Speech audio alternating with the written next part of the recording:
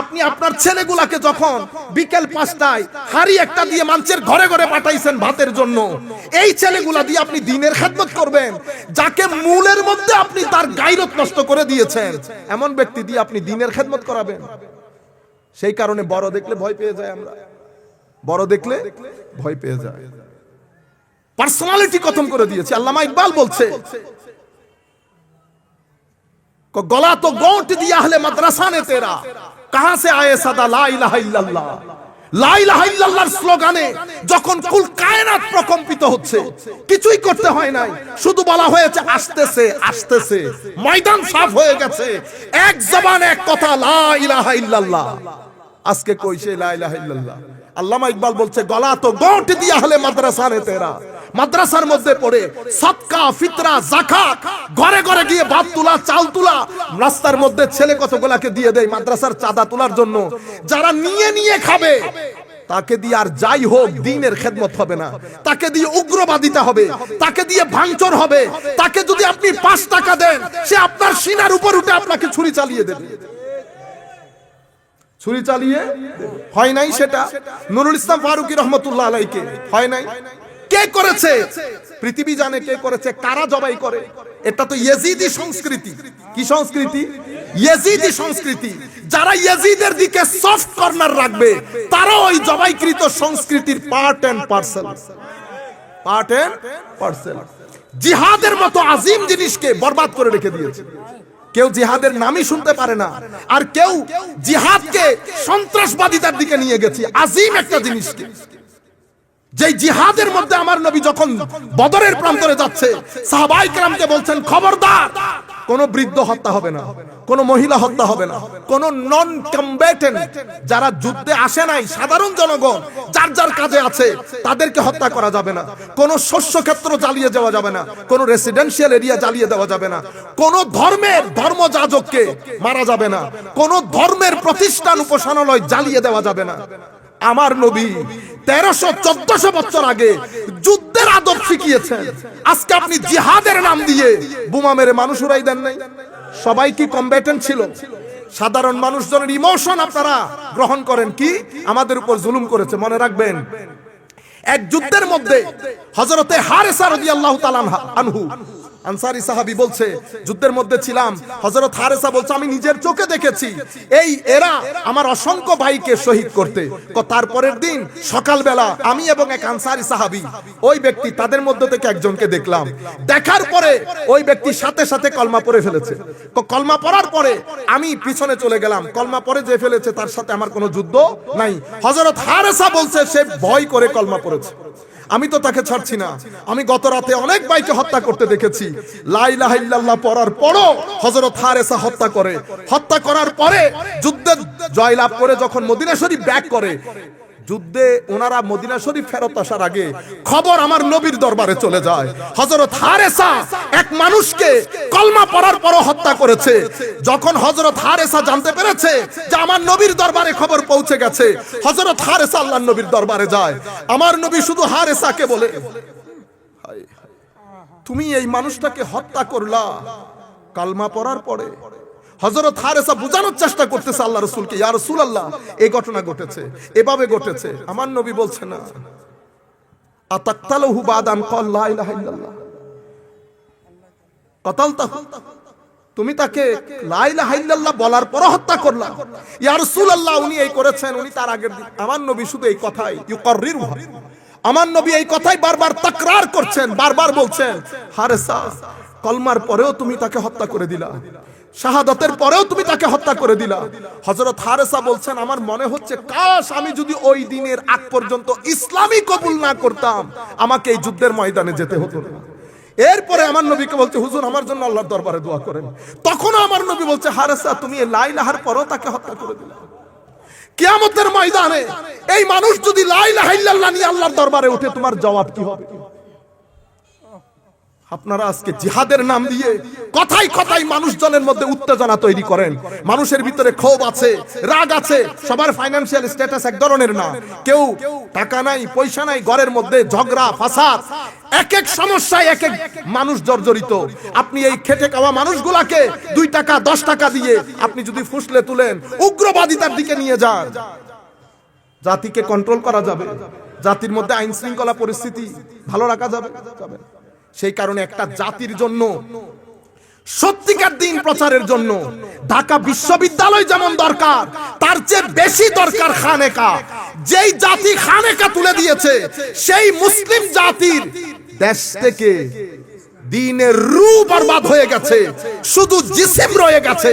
দুবাইতে যারা থাকে, আরব বিশ্বের কুয়েতে যারা থাকে, কাতারে যারা থাকে, জিজ্ঞেস করে দেখেন জুমা বাদে কিছু আছে? আছে? জুমার নামাজ পড়েছেন? খতিব কি খুতবা দিচ্ছে, খুতবার সাথে তার কোনো রূহ নাই।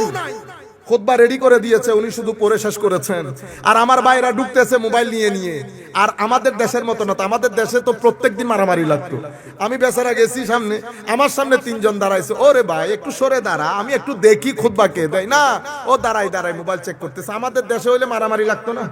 হ্যাঁ বস, খতিব সাহেব উনি একামত দিয়েছেন, মুয়াজ্জিন খতিব সাহেব নামাজ 2 রাকাত পড়ছে, আপনি সালাম ফিরাই কিছু পড়তেই পারেন নাই, বের হওয়ার হুড়োহুড়ি। রুহে দিন বরবাদ হয়ে গেছে। যখন দিনের রূহ বরবাদ হয়ে যায়, চোখের পানি শক্ত হয়ে যায়, মুছে যায় সবকিছু। অনেক আর্কিটেকচার ফার্মের মধ্যে ওনাদের যে বেস্ট মডেল, সেটা উনি একে অঙ্কন করে টেবিল ওই দেওয়ালের মধ্যে সাটিয়ে রাখে দেখানোর জন্য, এটা আমার মডেল। তো রুয়ে জমিনের মধ্যে অসাধারণ মানুষ, মানে যেই মানুষকে আল্লাহ স্রষ্টার সৃষ্টি জগতের মধ্যে, আমার আল্লাহ বলছেন এটার কোনো মেসাল নাই, মানে আমার আল্লাহর কুদরতের পরিপূর্ণ বহিঃপ্রকাশ ঘটেছে আমার নবীর মধ্যে। সেই কারণে নবীকে ডিজাইন করে নামটাও আল্লাহ নিজে চয়ন করেছেন মুহাম্মদ। মাওলা মুহাম্মদ কেন? যেই রাস্তা দিয়েই ঢুকবে তোমার মুখ দিয়ে আলহামদুলিল্লাহ বের হতে বাধ্য হবে। আমার নবীর প্রশংসা বারবার করবে, নবীর মাধ্যমে আমার প্রশংসা হয়ে যাবে। সেই কারণে আমার নবীর নামকরণই খুদ আল্লাহ করেছেন। কোন দিক থেকে আল্লাহ কোনো আইব রাখেন নাই, বেআইব করেছেন। যেখান দিয়ে তাকাবেন কামাল হি কামাল, জামাল হি জামাল, পরিপূর্ণতা এবং সৌন্দর্য নজরে আসবে। বুঝতে পেরেছেন? এটা হচ্ছে আমার নবী হচ্ছেন আল্লাহর সৃষ্টি জগতের মধ্যে আল্লাহর মাধ্যমে সৃষ্টিকৃত the best form of creation ever that has been created by Allah Almighty। আল্লাহর মাধ্যমে যত সৃষ্টি হয়েছে, আমার নবী বেস্ট ফর্ম, আমার নবী মডেল, আমার নবী মডেল। তো আমার নবীকে এলম যেটা দিয়েছে কুল কায়নাতের কাউকে দেয় না। আমার নবীর আখলাক যেটা, সেটাও কুল কায়নাতের আল্লাহ কাউকে দেয় নাই। আমার নবীর আখলাককে খুলুকে আজিম বলেছে, আমার নবীর এলমকেও আল্লাহ এলমে আজিম বলেছে। সবচেয়ে কি বলেছে? ওয়া আল্লামাকা মা লাম তাকুন ওয়া কানা ফাদলুল্লাহি আলাইকা আজিমা। এলমের দিক থেকেও আজিম, আখলাকের দিক থেকেও আজিম। মানুষ হওয়ার দিক থেকে কেমন? মানুষ হওয়ার দিক থেকে আজিম তো আজিম, মানুষ হওয়ার দিক থেকে রহমতে দো আলম, রহমতে। এটা আমার আল্লাহকে, এই আমার নবীকে আমার আল্লাহ এভাবে তৈরি করেছেন। তো নবীকে কিতাব যেটা দান করেছেন, আমাদের হুজুররা এখন এই যে আমি বেআইব বলতেছি, আমাদের অনেক হুজুর আছেন, ওনারা শুনলে এটা মাইন্ড করে, কেমনে বেআইব হয়। কিন্তু কোরআনকে যদি আইবদার বলি, উনি আবার মাইন্ড করে। তো কোরআনের মধ্যে আবার আইব থাকবে? তো কোরআনের মধ্যে যদি আইব না থাকে, তো কোরআন যার উপর নাজিল হয়েছে তার মধ্যে আইব থাকলো, আর আমার কোরআনের মধ্যে, এটা একটা কথা হইল। আপনারা বুঝতে পেরেছেন? তো আমি বলেছি লাকাদ খালাকনাল ইনসানা ফি আহসানি তাকবীর। আসেন আমরা দেখি গ্রেট কিনা। আহসান এটা সুপারলেটিভ ডিগ্রি। আমরা আরবি, আমার তো হয়তো আরবি জ্ঞান নাই, তবুও মুবালাগা বলেন আর কি আপনারা, মানি এটা বেস্ট। এটার উপরে আমার কাছে আর কোনো মডেল নাই হুজুর। আপনি আমাকে বলতেছেন হুজুর আমি ভালো মোবাইলটা, তা আমি বলছি যে আইফোনের এটা ফাইনাল ভার্সন, এর উপরে আর কোনো কিছু নাই। তো আহসান শব্দটি ব্যবহার হয় এই কারণে, লাকাদ খালাকনাল ইনসানা আল ইনসানা ফি আহসানি তাকবীম, আমি মানুষকে আহসানে তাকবীম দিয়ে গ্রেট স্ট্রাকচারাল যে ডেভেলপমেন্ট করেছি, একেবারে গ্রেট করেছি। এখন আমি আসলাম গ্রেড চেক করার জন্য, দেখি কে কে গ্রেড আছে। ও শুরুতে পড়ছে আবু জাহাল, শুরুতে ও এটা নি গ্রেড, দেখতে না মানুষের মতো। আমার আল্লাহ বলছেন না বান্দা বুঝো নাই, তুমি পরের আয়াত পড়ো নাই, সুম্মা রাদাদনাহু আছে, সুম্মা রাদাদনাহু আসফালা সাফিলিন, এরপরে নিচে যেতে যে তার নিচে যাওয়ার জায়গা নাই। মাওলা ডিসাইড কেমনে হয়? তো ডিসাইড হয় আমার নবী দাঁড়িয়ে, যে আমার নবীর হাতে হ্যাঁ বলবে ভালো, আমার নবীর হাতে না বলবে আসফালা সাফিলিন, আসফালা। এবার আপনি যেই হন, আজকের যুগের সুটেড বুটেড পিএইচডি হোল্ডারও যদি হন, আপনার যদি মনে হয় আমার নবীর মাধ্যমে আনিত বিধান এই যুগে প্রচলিত না, তো আসফালা সাফিলিন, আসফালা সাফিলিন। আপনারা বুঝতে পেরেছেন? এখন আপনি চেক করবেন কেমনে, এটা ভালো, এটা আরেকটু ভালো, এটা আরেকটু ভালো, এটা আরেকটু ভালো, ভালো ভালো করতে করতে আপনি শুরু করেছেন, ধরেন আপনাদের হযরত আবেদ শাহ মুজাদ্দিদি থেকে, আবেদ শাহ মুজাদ্দিদ আরেকটু পরে গেলেন, আরেকটু পরে গেলেন, তাবেঈন পর্যন্ত চলে গেলেন, ইমামে আজম। ওয়াও, লাকাদ খালাকনাল ইনসানা ফি আহসানি তাকবীম। আপনি স্ট্রাকচারগুলো দেখতেছেন তো, বিল্ডিং এর স্ট্রাকচার, আল্লাহ আহসানে তাকবীম কেমনে বানাইলেন। আচ্ছা, ইমামে আজম নজরে আসলো, আপনি খালি ওয়াও বলতেছেন। প্রথমে জালালউদ্দিন রুমি নজরে আসছে, ইন্না লিল্লাহ, ওয়াও। ইমাম গাজালি আরো ওয়াও, ইমামে আজম আরো ওয়াও। আরো উপরের দিকে গেলেন, ইমাম সাহাবী নজরে আসলো, আরো উপরের দিকে গেলেন সাহাবায়ে কেরাম, এরপরে খুলাফায়ে রাসূল আবু বকর সিদ্দিক, ফারুক আজম, উসমান গনি, আলী কাররামাল্লাহু ওয়াজহাহুল করিম, আশরায়ে মুবাশশির, সবাইকে দেখে আপনি বললেন হ্যাঁ এটাই না লাকাদ খালাকনাল ইনসানা ফি আহসানি তাকবীম। কেন? কারণ ইনাদের বাহির যেমন সুন্দর, ইনাদের ভিতরও সুন্দর। কথা বলে ভদ্র করে, হাঁটে রাস্তার পাশ দিয়ে, পকেট থেকে নিজের খাউনের নাই, চাইছেন তো দিয়ে দিছে, সহযোগিতা করে, অসম্ভব নম্রতার সাথে মানুষের সাথে কথা বলে, দিনের বেলায় না খেয়ে থাকে, মানুষের পছন্দ অপছন্দকে গুরুত্ব দেয়, মানুষকে সহযোগিতা করে, মানুষের জন্য কাজ করে। আপনি বললেন হ্যাঁ এগুলা দেখতে মানুষের মতো হলেও এগুলা তো মানুষের মতো করে না, এটা ফেরেশতার আচরণ করে। লাকাদ খালাকনাল ইনসানা ফি আহসানি তাকবীম।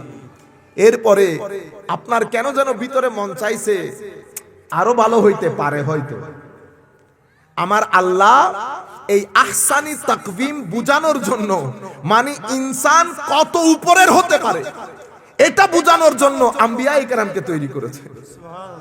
যখন আপনি আম্বিয়ায়ে কেরামকে দেখলেন, এরা হচ্ছে আল্লাহর সৃষ্টির মধ্যে ইনসানকে যে বেস্ট ফর্ম করেছেন, এই বেস্ট ফর্মের বেস্ট এক্সাম্পল হচ্ছে আম্বিয়ায়ে কেরাম, ঠিক না? সমস্ত আম্বিয়ায়ে কেরাম দেখলেন, দেখার পরে আমার আল্লাহ আসল গুটিকে লুকাই রাখলেন। হায় হায়, ওই গুটির নাম কি? ওই গুটির নাম মুহাম্মদ। বান্দা তো স্যাটিসফাইড হয়ে চলে আসতেছে। ইউসুফের এক রং, মুসার আরেক রং, আদমের এক রং, ইব্রাহিমের এক রং। আদমের দিকে গেলেন সফিউল্লাহ, মুসার দিকে গেলেন কালিমুল্লাহ, ইব্রাহিমের দিকে গেলেন খলিলুল্লাহ, হযরতে ঈসার দিকে গেলেন রূহুল্লাহ, এদিকে ইসমাইলের দিকে গেলেন জবিহ। এক এক নবীর এক এক ফুলের সুগন্ধ নবীর ভিতরে। সালাতুন ইয়া রাসূলুল্লাহ আলাইকুম, সালামুন ইয়া হাবিবাল্লাহ আলাইকুম। সম্মানিত ভাইরা, আপনারা যদি একটু জানি, অনেক জায়গাও কম, আমার ভাইরা যারা দাঁড়িয়ে আছেন একটু বসে গেলে সুন্দর লাগে বেটা। আসেন। সাল্লে আলা রাসূলিনা, সাল্লে আলা মুহাম্মাদিন, সাল্লে আলা হাবিবিনা, সাল্লে আলা মুহাম্মাদিন। ज़मीनो ज़मान तुम्हारे लिए, मकीन मकान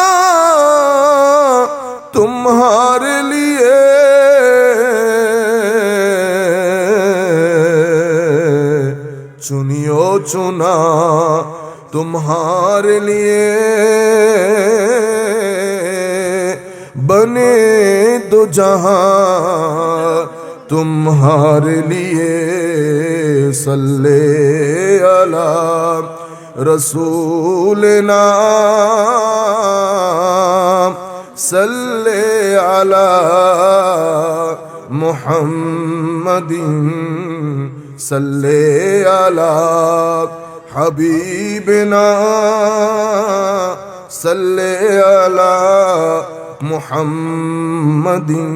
সম্মানিত উপস্থিতি, আমি বিনয়ের সাথে আপনাদেরকে অনুরোধ করব, আমরা যখন একটা বক্তব্যের ইয়ার মধ্যে থাকি, দয়া করে কোনো ওঠানামা করবেন না, আওয়াজ করবেন না। আমার এটা ব্রেক হয়ে গেলে সব অন্ধকার।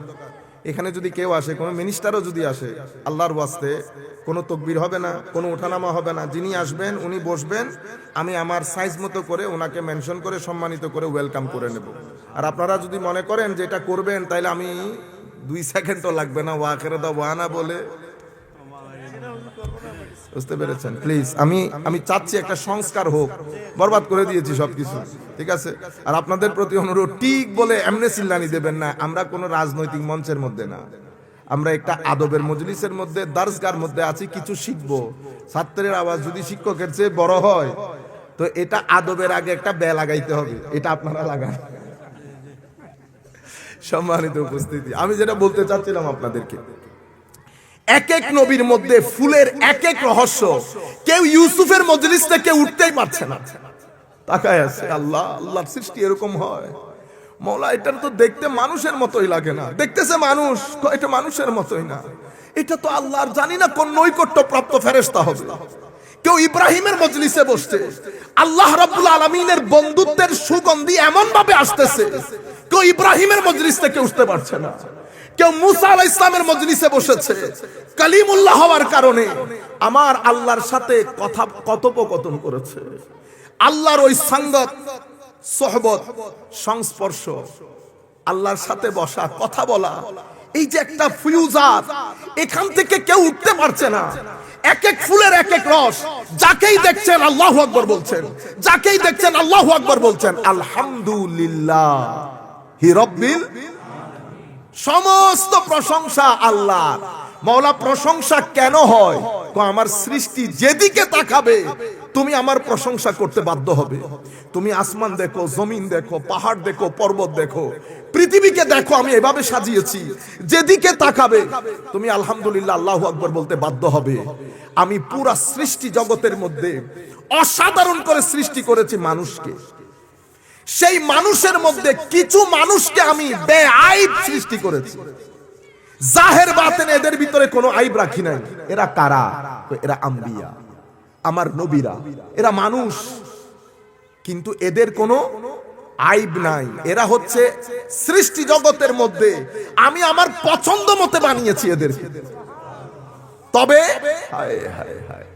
এক এক নবীর এক এক রস, কিন্তু মানুষের মনে একটা তৃষ্ণা। আল্লাহ এমন কাউকে দেখতে চায় যার ভিতরে ইউসুফের সৌন্দর্য থাকবে, মুসা কালিমুল্লাহর কথাবার্তার ফিউজাত থাকবে, ইব্রাহিম খলিলুল্লাহর ওই বন্ধুত্বের সুগন্ধি থাকবে, আদম সফিউল্লাহর সাফার ফিউজাত থাকবে, এবং ঈসা রূহুল্লাহর রূহের সুগন্ধি থাকবে। আমার আল্লাহ পর্দা সরিয়ে স্টেজের মধ্যে আমার নবীর স্টেজে ওই পর্দা সরিয়ে কুল কায়নাতকে আমার নবীর দিদার করিয়ে দেখিয়েছেন। ये মোহাম্মদ है, এটাই মোহাম্মদ সাল্লাল্লাহু আলাইহি ওয়াসাল্লাম। মানুষ দেখে যেদিক থেকে তাকায়, যেদিক দিয়ে তাকায়, কেউ উঠতে চায় না, কেউ উঠতে চায় না। সাহাবায়ে কেরামের অবস্থা এমন হয়েছে, রাতের বেলা আমার নবীর ঘরের মধ্যে খাদ্য গ্রহণ করে, ডিনার করে সাহাবায়ে কেরাম উঠতে চাইতেন না আমার নবীর দরবার থেকে। কিসে যেন টেনে রাখতো সাহাবায়ে কেরামকে। আমার নবীও বলতে পারতেন না যে হয়েছে, এবার চলে যাও, আমি একটু শুইতে হবে, রাতে উঠতে হবে তাহাজ্জুদের জন্য। আমার আল্লাহ কোরআনের আয়াত নাজিল করেছেন। শান দেখেন, ইনসানের শান। আপনি আমার মতো তোমার মতো বলতেছেন, শান দেখেন। আমার নবীর মনের ভিতরে একটা চাওয়া ছিল যে সাহাবায়ে কেরাম চলে যাক। আমার নবী লজ্জার কারণে মুখে বলতে পারছে না। আমার নবীর মনের দিকে তাকিয়ে আল্লাহ বলছেন, হাবিব আপনাকে বলতে হবে না, আমি বলতেছি, এই তোমরা চলে যাও। দেখছেন নি অবস্থা? আমার সাহাবায়ে কেরাম, আমার নবী, তোমরা খাদ্য গ্রহণ করার পরে আমার নবীর দরবারে বেশিক্ষণ বসে থাকিও না। নবী লজ্জাবোধ করে, তোমাদেরকে বলতে পারে না। আমি আল্লাহ হক বলার ক্ষেত্রে আমি কোনো লজ্জাবোধ করি না। খাওয়া দাওয়া শেষ হয়েছে, অতঃপর তোমরা প্রস্থান করো, যার যার ঘরে চলে যাও। এই হচ্ছে আমার নবী সাল্লাল্লাহু আলাইহি, এটা হচ্ছে ইনসান, ইনসানের মাকাম। দেখেন আল্লাহ এই ইনসানের মাকামকে পৃথিবীবাসীকে বুঝানোর জন্য, মানে ইনসান সর্বশ্রেষ্ঠ কেন, এটা বুঝানোর জন্য আল্লাহ মেরাজের ব্যবস্থা করেছেন। মেরাজের মধ্যে আমার নবী সাল্লাল্লাহু আলাইহি ওয়াসাল্লাম, আপনি দেখেন সফর শুরু হয়েছে। সফর শুরু হতে হতে আমার নবী সিদরাতুল মুনতাহা পৌঁছেছেন। সিদরাতুল মুনতাহা লামাকানের মধ্যে পৌঁছে কুল কায়নাত নিচে রয়ে গেল, কুল সৃষ্টি জগৎ নিচে রয়ে গেল, ইনসানে কামেল উপরে চলে গেলেন, রয়ে গেছে ফেরেশতা। হায় হায়, আমার নবী আরো উপরে যাচ্ছেন জিবরিল আমিন সাথে। অতঃপর একটা জায়গা এমন আসলো, জিবরিল আমিনও দাঁড়িয়ে যেতে বাধ্য হয়েছে। এখন ইনসানে কামেল এমন সৃষ্টির এমন একটা পয়েন্টে গিয়ে পৌঁছেছে, ইনসানে কামেল এবং জিবরিল, একজন নূরানি, আরেকজন আল্লাহ পাক জানে আমার নবীর হাকিকতকে আল্লাহ কি দিয়ে বানিয়েছেন। আমরা তো এখানে নূর বশর নিয়ে কত মারামারি। নূর বশর এটা এক জায়গায় রাখেন, হাকিকতে মুহাম্মদীকে আল্লাহ কি দিয়ে ডিজাইন করেছেন এটা আমার আল্লাহ জানেন আর আমার রাসূল জানেন সাল্লাল্লাহু আলাইহি ওয়াসাল্লাম। নূরানি ফেরেশতাদের সরদার হযরতে জিবরিল আমিন ওই পয়েন্টে দাঁড়িয়ে, আমার নবী ইনসানে কামেল ওই পয়েন্টে দাঁড়িয়ে, কুল কায়নাত তাকিয়ে আছে। কে যায়? নূর ফেরেশতারা, নূরি ফেরেশতাদের সরদার আগে যাচ্ছে না, ইনসানে কামেল বশরিয়তের রিপ্রেজেন্টেটিভ আগে যাচ্ছে। আমার নবী গুড বাই দিয়ে আগে যাচ্ছেন, নূরি ফেরেশতা দাঁড়িয়ে আছে, ইনসানে কামেল সামনের দিকে, কুল কায়নাত পিছন দিকে তাকিয়ে আছে। ইনসানে কামেল সামনের দিকে গিয়ে আল্লাহর কুদরতি এমন জায়গায় পৌঁছেছে, সুম্মা দানা ফাতাদাল্লা ফাকানা কাবা কাউসাইনি আও আদনা। কোন পয়েন্টের মধ্যে আমার নবীকে আল্লাহ নিয়ে গেছেন আল্লাহ ভালো জানেন আর আল্লাহর রাসূল ভালো জানেন। ইনসানে কামেল, লাকাদ খালাকনাল ইনসানা ফি আহসানি তাকওয়িম। ইনসান যখন তার পরিপূর্ণ শক্তিকে ব্যবহার করে, কোন ইনসান তার পরিপূর্ণ শক্তি ব্যবহার করতে পারে না।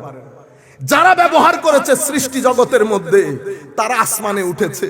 মাওলায়ে রুম থেকে শুরু করে, শামস তাবরেজ থেকে শুরু করে, শাহজালাল ইয়ামানি থেকে শুরু করে, আমাদের সমস্ত আউলিয়ায়ে কেরাম, এরপরে উপরের দিকে যারা আল্লাহ কর্তৃক পাওয়া শক্তির ব্যবহার করেছেন, যেই যতটুকুন ব্যবহার করেছেন সেই ততটুকুন উপরে উঠেছেন। সৃষ্টি জগতের মধ্যে আমার আল্লাহ আহসানি তাকওয়িম, তো আহসানি তাকওয়িম বেস্ট ফর্ম, অনেক শক্তি দিয়ে আল্লাহ মানুষকে বানিয়েছেন। ইনসানিয়তের মধ্যে, মানুষদের মধ্যে মানুষকে দেওয়া শক্তির, সমস্ত শক্তির সর্বোচ্চ ব্যবহার করেছেন আমার নবী সাল্লাল্লাহু আলাইহি ওয়াসাল্লাম। এই শক্তির ব্যবহার করে আমার নবী কোথায় পৌঁছেছে? সুম্মা দানা ফাতাদাল্লা ফাকানা কাবা কাউসাইনি আও আদনা। এবার আপনি চিন্তা করে দেখেন তো, ইনসানকে আল্লাহ কি পরিমাণ শক্তি দান করেছেন। আমরা যারা কলেজ বিশ্ববিদ্যালয়ে পড়ি, আমরা যেহেতু এই কথাগুলো এতক্ষণ পর্যন্ত যেগুলা বলেছি তাদের কাছে সেগুলা ট্রেডিশনাল কথা, আপিল করে না। সায়েন্টিফিক মাইন্ড তো আপিল করে না, আপনারা বুঝতে পেরেছেন? তারা বলতে, আমরা ইমোশনাল মাইন্ডসেট, আমাদেরকে আপিল করে, ওনাদেরকে আপিল করে না। এখন দেখেন এই ইনসানে কামেল, আপনি বিজ্ঞানের কোন যন্ত্র বানিয়ে পুরা বিশ্ববিদ্যালয়ে যদি ঢেলেও দেন, আপনি কোন দেশ থেকে ক্রাইম রেট কমাইতে পারবেন না। কোন দেশ থেকে ক্রাইম রেট, কোন দেশ থেকে ডিভোর্স রেট, শাহজালাল বিশ্ববিদ্যালয়, ঢাকা বিশ্ববিদ্যালয়, অক্সফোর্ড, ক্যামব্রিজ, হার্ভার্ড, সব বিশ্ববিদ্যালয় যদি একসাথে হয়ে যায় যে আসেন আমরা বাংলাদেশ থেকে ডিভোর্স রেট কমাবো, কমাইতে পারবে না। আপনি নাসাকে যদি বলেন, নাসাকে যে একটা কাজ করেন 10 দিনের জন্য আপনাকে বাংলাদেশে ভাড়া নিয়ে যায়, আপনি 10 দিন বাংলাদেশে বসে কাজ করবেন, যেন বাংলাদেশের মধ্যে ছেলে মেয়েরা মা বাবার অবাধ্য না হয়। বুঝতে পেরেছেন? অথবা আমাদের দেশের লোকজন যেন নিজের টাকা পয়সা মানুষের জন্য খরচ করে, আপনি দয়া করে একটু আমাদের দেশে 10 দিনের জন্য আসেন, হবে? তাইলে বোঝা গেল কি? বোঝা গেল বিজ্ঞানের একটা ক্ষেত্র, বিজ্ঞানের একটা ক্ষেত্র আছে, আবার মানুষেরও আরেকটা ক্ষেত্র আছে। দেখেন, পৃথিবীর সমস্ত বিশ্ববিদ্যালয় মিলে কাজ যেটা করতে পারে নাই, সেটা আমার নবী, সেটা আমার নবীর একজন আদনা গুলাম 10 বছরে করে ফেলেছে। আপনি এই যে খানেকা গুলা আছে, খানেকা আছে না, দেখেন আমরা যখন এই কথাগুলা বলি আমাদের ছেলেরা তখন অন্যদিকে চলে যায়। আমি যখন খানেকা বলবো আপনি অবশ্যই এখান থেকে বন্ডামি মাথা থেকে সরাই ফেলবেন, ঠিক আছে? সব জায়গার মধ্যে বন্ডামি আছে, নাই? আমাদের দেশে মিষ্টির দোকানের মধ্যে বন্ডামি নেই? মিষ্টির দোকানগুলো বাইরে থেকে দেখতে কত সুন্দর না, হ্যাঁ? ভিতরে সুন্দর, ভিতরে সুন্দর আছে। দেখেন আপনি বন্ডামিটা, আমরা এখন কথাগুলো বলি আমাদের ছেলেরা ভয় পায় কেন? বন্ডামি এত বেশি ছেয়ে গেছে সব জায়গায়, সব ক্ষেত্রে, শিক্ষক বলেন, বক্তা বলেন, সব জায়গার মধ্যে আছে। আপনি এগুলা পুটি আসাই, এগুলো একসাথে রাখেন। আমি আপনাদেরকে বলতে চাচ্ছি মৌলিক কাজ, খানেকার একটা দায়িত্ব, মাদ্রাসার একটা দায়িত্ব, বিশ্ববিদ্যালয়ের একটা দায়িত্ব। আপনি কোন দায়িত্বকে আন্ডার এস্টিমেট করতে পারবেন না। একটা জাতির জন্য, একটা জাতির জন্য কি কি দরকার? মানুষগুলো শিক্ষিত হওয়া দরকার, মানুষগুলো ভালো হওয়া দরকার। ভালো না শিক্ষিত যাব হবে না, বিল্ডিং পাকা হবে। আপনারা বুঝতে পেরেছেন? কোন জাতির মানুষ ভালো শিক্ষিত, কিন্তু সেই জাতির মধ্যে জাতিকে আধ্যাত্মিক ভাবে, স্পিরিচুয়ালি, রুহানি ভাবে তরবিয়ত দেওয়ার জন্য কোন গাইড বা মুরব্বী বা টুরিস্ট গাইড নাই, সেই জাতি ভালো, সত্য কথা বলে, মিথ্যা বলে না। সেই জাতির মুআমালা সুন্দর, সেই জাতির মধ্যে চরিত্র আছে। দুইটা জিনিস মিলে সেই জাতির ছেলেগুলা থেকে ডিপ্রেশন, হতাশা এবং বিভিন্ন ধরনের ক্রাইম এগুলা কমাইতে পারবে না। আপনি সমস্ত আইন যদি একসাথেও করেন, করতে পারবে না। কেন? আল্লাহ মানুষের সেটআপ করার সময় বড় আজীব করে করেছেন। সেটআপ, প্রত্যেক সেটআপের জন্য চোখের যেমন ডাক্তার দরকার হয়, কানের যেমন ডাক্তার দরকার হয়, অনুরূপ ভাবে আপনার এটারও ডাক্তার দরকার হয়। মনের একটা ডাক্তার, হার্টের আর একটা ডাক্তার। হার্টের ডাক্তার ব্লাডের পাম্পিং ঠিক হচ্ছে কিনা চেক করে, আর মনের ডাক্তার মনের খাদ্যগুলা সহি সালামতে ভিতরে যাইতেছে কিনা ওইটা চেক করে। আপনি দোকান করেন, ব্যবসা করেন, চাকরি করেন, সবকিছু করেন, এটা আপনার পেটের দায়ে করেন, ঠিক না? তো আপনার পেটের যেমন খাদ্য দরকার, আপনার মনেরও খাদ্য দরকার না? আমরা কি করি? পেটের খাদ্য দেই, মনের খাদ্য দেই না। আমি মূল যে কথা আপনাদেরকে বুঝাতে চাচ্ছি, এখানে বিশ্ববিদ্যালয়, এখানে সায়েন্স, এখানে মাদ্রাসা, এখানে খানেকা, কার দায়িত্ব কি? বিশ্ববিদ্যালয়ের দায়িত্ব।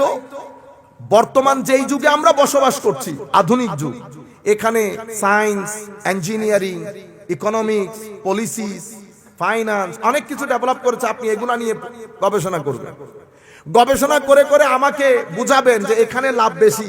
এখানে আপনার আলটিমেট গোল কি? আলটিমেট গোল হচ্ছে টাকা কেমনে বেশি বানাবেন। এই টাকা কেমনে বেশি। আপনি আমাদের ছেলেগুলাকে যদি জিজ্ঞেস করেন বিশ্ববিদ্যালয়ে কেন যাও, একদম এক বাক্যে উত্তর দিয়ে দেবে, হুজুর একটা ভালো চাকরি দরকার। একটা ভালো চাকরি দিয়ে কি করবেন? টাকা বেশি আসবে।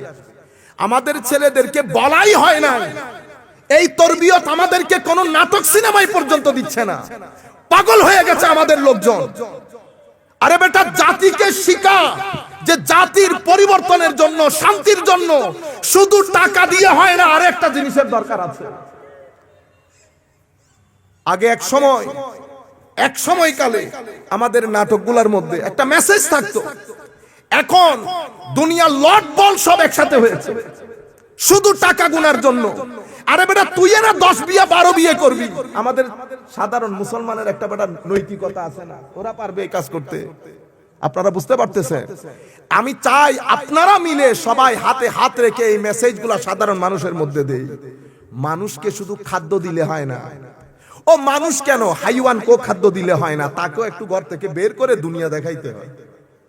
দুনিয়া দেখাইতে মানুষকে আপনি শুধু খাদ্য দিলে মানুষের সমাজের মধ্যে সভ্যতা প্রতিষ্ঠা হয় না। মানুষের আরো একটা জিনিস দরকার। আমি আপনাদেরকে বলতে চাচ্ছি, পুরো শিক্ষা ব্যবস্থার মাধ্যমে আপনি টাকা কামানো শিখাচ্ছেন, কিন্তু মানুষের মন বলে একটা কথা আছে, সেই মনের ভালো লাগা আছে, মন্দ লাগা আছে।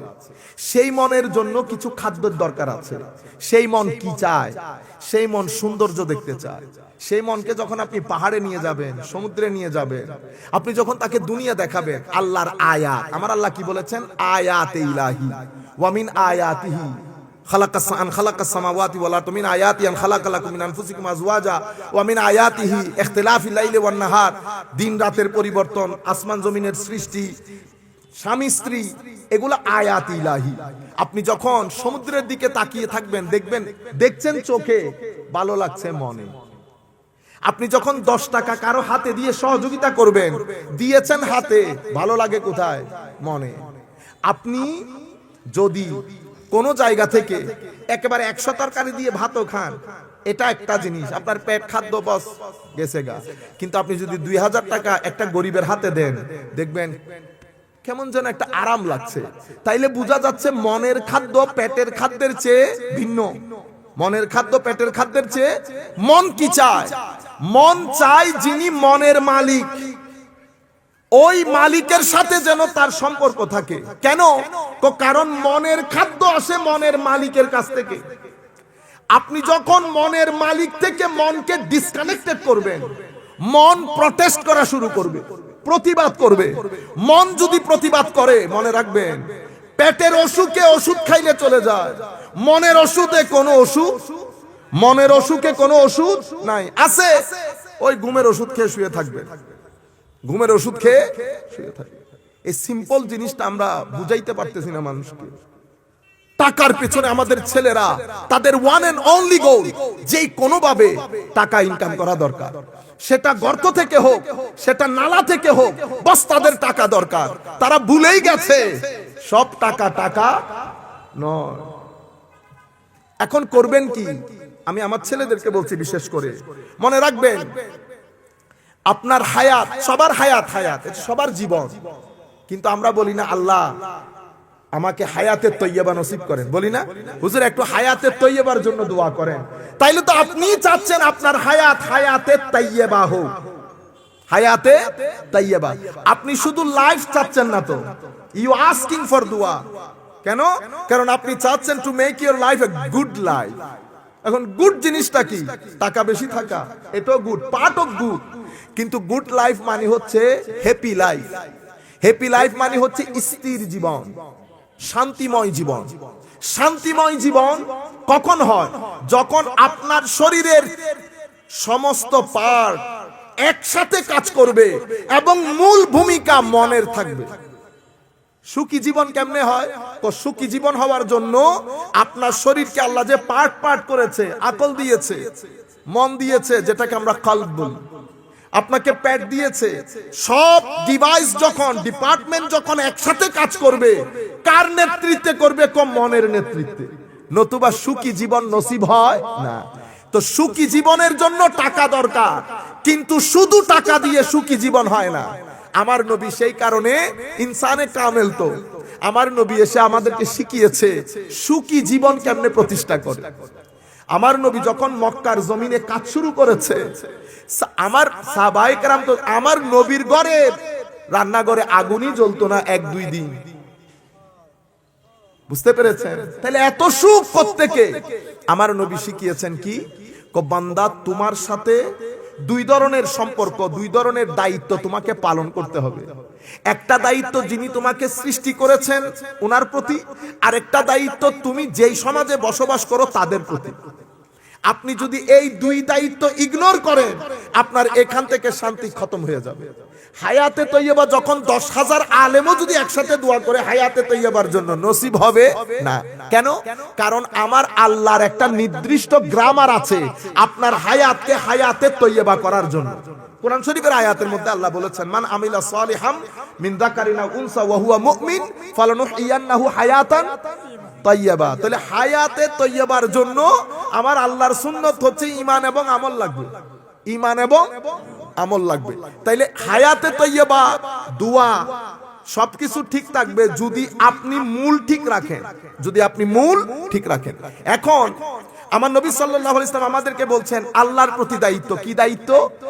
মনের যিনি স্রষ্টা, মনের যিনি স্রষ্টা, উনি মনকে যেই উদ্দেশ্যে বানিয়েছেন, আপনি যতক্ষণ পর্যন্ত সেই উদ্দেশ্যের মধ্যে না থাকবেন মনের মধ্যে আপনি শান্তি দিতে পারবেন না।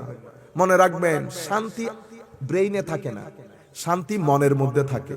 ব্রেইন চিন্তা করে, মুখ ডেলিভারি দেয়, চোখ দেখে, মন হায় হায় শান্তির গোডাউন, শান্তির গোডাউন। আবার মন থেকে যদি শান্তি দূরীভূত করে দেন তো মন অশান্তির গোডাউন হয়। মন যখন অশান্তির গোডাউন হয়, পৃথিবীতে কোনো মানুষ অথবা কেউ কেউ ক্ষুধায় আত্মহত্যা করার সংখ্যা অনেক কম। মানুষ আত্মহত্যা করে কিসের ক্ষুধায়? মনের ক্ষুধায়। আমাদের উন্নতি, টাকা পয়সা, রাস্তাঘাট, বিল্ডিং যত বাড়ছে, আমাদের দুইটা জিনিস হু হু করে বেড়ে যাচ্ছে, একটা আত্মহত্যা আর একটা ডিভোর্স। আপনারা বুঝতে পারছেন কেন বাড়লো? মৌলা, আমি আল্লাহর সৃষ্টি, আমার মালিক হচ্ছেন কুল কায়নাতের স্রষ্টা, কুল কায়নাতের স্রষ্টার বান্দা হয়ে আমি এখানে তো নিরাশ হওয়ার কথা না। আমার আল্লাহ আমাকে নৈরাশ্য থেকে বাঁচানোর জন্য প্রত্যেক রাতে আমার আল্লাহ বান্দাকে জিজ্ঞেস করে, বান্দা কোনো অসুবিধা হইলে বলিস, আমার কোনো অসুবিধা হইলে বলি, রোগ শোক থাকলেও বলি, আর বেশি অসুবিধা হয়ে গেলে আমার কদমে সিজদা দিয়ে থাকিস, আমি ওয়াদা দিচ্ছি সিজদা দিবি, আমি তোর সমস্যা দূরীভূত করে দেব। হাত্তা সুদ্দা ফাকরা। আমরা সমস্যা নিয়ে ধারে ধারে ঘুরি, ধারে ধারে ঘুরি। আল্লাহর দরবারে আসি, কেউ আমরা বুকে হাত দিয়ে বলতে পারবো কোনদিন আমরা হঠাৎ করে রাতে উঠে কোরআন শরীফ পড়তে ইচ্ছে করে একটু দুইটা আয়াত করি আমার আল্লাহ? কেউ? আমি সহ, আমি আবার বুজুর্গ নি কোন পুকুরের মাছ। ফিলিংস গুলো কেন? কারণ আমাদের আল্লাহর উপর বিশ্বাসটা আছে কিন্তু টান খতম হয়ে গেছে। আপনি যখন আল্লাহর প্রতি আপনার টান তৈরি হবে, মনে রাখবেন আমার আল্লাহ আপনার প্রতি টান অনুভব করতেছে। এটা কখনো এক পক্ষ থেকে হয় না, এটা কখনো এক পক্ষ থেকে হয়। দুনিয়া আল্লাহ আমাদের জন্য সৃষ্টি করেছে, দুনিয়া আল্লাহ আমাদের জন্য সৃষ্টি করেছে, এবং এই আল্লাহ আবার প্রত্যেকদিন আমাকে জিজ্ঞাসা করতে আসেন, ঠিক আছে নি, শরীর ঠিক আছে নি, টাকা পয়সার দরকার আছে নি, কেউ জিগায় কাউরে। এই ফিলিংসটা আপনাদের ভিতরে, আমি মুরব্বীদেরকে বলছি না, আমি আমার বয়স, আমার চেয়ে কম বয়স যারা আছে, এই ফিলিংস গুলা খতম হয়ে গেছে। যদি টাকা দিয়ে শান্তি আসতো তাইলে আমেরিকাতে অশান্তির কোনো কারণ ছিল? ইংল্যান্ড আমেরিকাতে অশান্তির কোনো কারণ ছিল? আমাদের দেশে যাদের টাকা বেশি তারা তো বেশি সুখী হইতো, ঠিক না? ঘটনা কিন্তু উল্টা, ঘটনা কিন্তু উল্টা। মনে রাখবেন, এটা আমার আল্লাহর ধরতি। আমার নবীর দিন ছেড়ে দেবেন, ভিতর থেকে শান্তি চলে যাবে। আমার নবীর দিনকে যত ইগনোর করবেন তত আপনার জীবনে অশান্তি এবং ঘোর অন্ধকার নেমে আসবে। ঘোর অন্ধকার যারা বুঝার বুঝে গেছে, যারা বুঝার বুঝে গেছে। এখানে সব মুখোশ পড়া। আপনি কাপড় চোপড় দেখে মনে করেন হাই খোদা, আল্লাহ জানে ভিতরে কত কিছু। ভিতরে কিছুই নাই, সদরঘাট, ভিতরে সদরঘাট। আমি ছেলেদেরকে বলছি, অনেক টাকা না, আল্লাহর দরবারে দোয়া করবেন আল্লাহ যেন জীবনকে বরকতমণ্ডিত করেন, আল্লাহ যেন আপনার জীবনকে শান্ত করেন। এই আপিল করবেন আল্লাহর দরবারে। কারণ আমরা যারা জীবন শুরু করেছি, জীবন পড়ে আছে এখনো। আমি পুরো একটা প্রসেস পরীক্ষার মধ্য দিয়ে যাব। আমি যেই রাস্তা দিয়ে হাঁটছি সেই রাস্তার মধ্যে কাচের বোতল ভাঙা পড়া আছে, সাপ আছে, বিচ্ছু আছে, সেখানে বাঘ আছে, সিংহ আছে, সেখানে দ্বন্দ্বলত পড়ে আছে। এটা দুনিয়া। আমার আল্লাহ বলছেন আমি দুনিয়াকে এভাবে সাজিয়েছি, যুয়িনা লিন-নাসি হুব্বুশ শাহওয়াত মিনান নিসা ওয়াল বানিন ওয়াল কানাতিরিল মুকান্তারা ইলা আখিরিল আয়া। আমাকে আল্লাহ বলছেন এই রাস্তা দিয়ে তোকে হেঁটে যেতে হবে বান্দা। মাওলা আমি কেমনে হেঁটে যাব? তুই হেঁটে যাবি, আমি তোর জন্য মানুষ বানিয়ে রেখেছি। কারা মাওলা? হয় নবী থাকবে, অত সিদ্দিক থাকবে, ওই শহীদ থাকবে। যদি কেউ না থাকে আমার বান্দার আউলিয়াই কেরাম, আমার বন্ধুরা থাকবে তোকে রাস্তার দিশা দেওয়ার জন্য। আমাকে আল্লাহ একা ছেড়ে দেন নাই। ইহদিনাস সিরাতাল মুস্তাকিম, আমি আল্লাহকে বলছি, কারণ এই ভাঙা চোরা রাস্তা, ঘুটঘুটে অন্ধকার আমার সামনে, আমাকে ক্রস করতে হচ্ছে। রাস্তার ওই পাশে সিরাতুল মুস্তাকিম। আল্লাহ কেমনে যায়, কেমনে যায় এই রাস্তা? আমার আল্লাহ আমাকে প্রত্যেক নামাজের মধ্যে শিখিয়ে দিয়েছেন ইহদিনাস সিরাতাল মুস্তাকিম। আল্লাহ সিরাতুল মুস্তাকিম একটু পৌঁছিয়ে দেন, আমরা দেখিয়ে দেন এটা বলবো না মওলা, দেখানোর দরকার নাই, কারণ আপনি বলছেন দেখিয়ে দেন। তো দেখিয়ে দিলে শয়তান বলতেছে লা আকুদান্না লাহুম সিরাতাকাল মুস্তাকিম। শয়তান সিরাতুল মুস্তাকিমের উপর বসা আছে, পুরা ঘুটঘুটে অন্ধকার, যাব কেমনে? আমার আল্লাহ বলছেন বান্দা হয় নবী রেখেছি, নতুবা নবীর গোলাম ওয়ারিসে ইলমে মুহাম্মাদি উলামায়ে রাব্বানি আউলিয়ায়ে কেরাম থাকবে, তারা তোমাদেরকে আস্তে আস্তে টেনে টেনে ওই রাস্তা পর্যন্ত পৌঁছিয়ে দেবে। ইহদিনাস সিরাতাল মুস্তাকিমের পরে আমার আল্লাহ বলছেন সিরাতাল্লাযিনা আনআমতা আলাইহিম, এটা নিয়ামত প্রাপ্ত বান্দাদের রাস্তা। আমি নিয়ামত সংক্রান্ত, আমার খুব ইচ্ছে ছিল আজকে এই আয়াত নিয়ে কথা বলার, নিয়ামত কি, কিন্তু আমি মাহল আরেকটু বড় জমায়েত হলে হয়তো ইনশাআল্লাহ পরবর্তীতে। যাই হোক, আমি আপনাদেরকে বলতে চাচ্ছিলাম তো নিয়ামত প্রাপ্ত বান্দা। ইহদিনাস সিরাতাল মুস্তাকিম বলার পরে সূরা বাকারার মধ্যে আমাদের দোয়া যে কবুল হয়েছে, আল্লাহ সূরা বাকারার মধ্যে বর্ণনা দিচ্ছেন, কি বলেছেন? আলিফ লাম মিম যালিকাল কিতাবু লা রাইবা ফীহি হুদাল লিল মুত্তাকিন। আমার আল্লাহ বলছেন, আল্লাহ সিরাতুল মুস্তাকিম দেখান, পৌঁছিয়ে দেন মাওলা। সবাই দোয়া করছে, কুল কায়নাত বলছে সিরাতুল মুস্তাকিম, সিরাতুল মুস্তাকিম। আমাদের দোয়া কবুল হয়েছে, রেজাল্ট আউটও করেছেন আল্লাহ। কি বলেছে? হুদাল্লিল মুত্তাকিন। বান্দা হেদায়েত শুধু মুত্তাকিনদের জন্য। মাওলা তো আমরা কই, কুল কায়নাত বলছে ইহদিনাস সিরাতাল মুস্তাকিম। পণ্ডিতি দেখাইছেন নবী আমার মতো তোমার মতো, আল্লাহ কিন্তু বলতেছেন হুদাল্লিল মুত্তাকিন, হেদায়েত মুত্তাকিনদের জন্য। কোরআন সবাইকে হেদায়েত দেয়, সবাই কোরআন থেকে হেদায়েত নিতে পারে। হেদায়েত নেওয়ার জন্য রিকোয়ারমেন্ট হচ্ছে মুত্তাকি হতে হয়, মুত্তাকি হতে হয়। যাই হোক, আমাদের মাওলা তাহলে আমরা কই যাব? আমরা তো আর ওই হাইটের লোক না। মাওলা মুত্তাকি কারা? যাদের ঈমান আছে। কেমন ঈমান? কেমন ঈমান? ঈমান দুই ধরনের, একটা মুখে মুখে, একটা অন্তরে অন্তরে। মুখে মুখে কোনটা? হায় হায় হায়, হযরতে হাসান রাদিয়াল্লাহু তাআলা আনহুকে জিজ্ঞেস করা হয়েছিল। এটা ইবনে কাসির বলেন, কুরতাবি বলেন, ওই যে ইন্নামাল মুমিনুন সূরা আনফালের আয়াত নাম্বার 2 না। আমি এমনিতে ওই চ্যাপ্টার ম্যাপ্টার এগুলা বলি না, বুঝছেন? দরকারও নেই। যারা মাদ্রাসার ছাত্র আছে এরা বুঝবে, বুঝতে পেরেছেন? ভার্স নাম্বার 2, চ্যাপ্টার নাম্বার অমুক। এটা আল্লাহ রাব্বুল আলামিন কেউ কাউকে মুখস্থ, আমাদের লোকজন মনে করে কি এটা যারা পড়ে আল্লাহ রাব্বুল আলামিন তাদেরকে আরো বরকত দান করুক। এটা অনেক বড় গুণ, এটা অনেক বড়। আপনারা আবার আন্ডার এস্টিমেট করিয়েন না, আমি আন্ডার এস্টিমেশনের জন্য বলছি না। আমি আপনাদেরকে বলছি যে এটা কালচার না, মানে আমাকে এটা বলতেই হবে, বুঝতে পেরেছেন? কারণ সাধারণ মানুষকে আমি ডাক্তারি করার সময় কি ডাক্তারের বইয়ের কথা বলে যে আমি এই ওষুধটা আপনাকে অমুক বই থেকে দিচ্ছি? এটা হয় কখনো? আপনি যখন ইকোনমিক্সের থিওরি মারেন ইয়ার মধ্যে, টকশোর মধ্যে, তা আমাকে কখনো ইকোনমিক্সের বইয়ের কথা বলেন? আপনি যখন সায়েন্টিফিক থিওরি মারেন আমাকে কখনো রেফারেন্স দিছেন? এটা কে বলছে?